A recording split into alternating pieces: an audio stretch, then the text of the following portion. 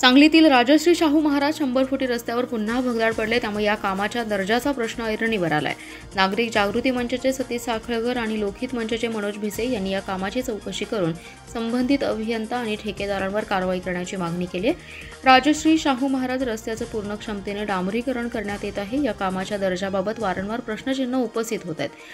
डीमार्ट समोर काही दिवसांपूर्वी रस्त्यावरच खड्डा पडला होता, त्यावेळी ड्रेनेजचं कारण पुढे करत ठेकेदारांनी दुरुस्ती केली होती, पण पुन्हा 100 फुटी रस्त्यावरील दिगंबर मेडिकल समोरच रस्त्यावरच भगदाड पडले।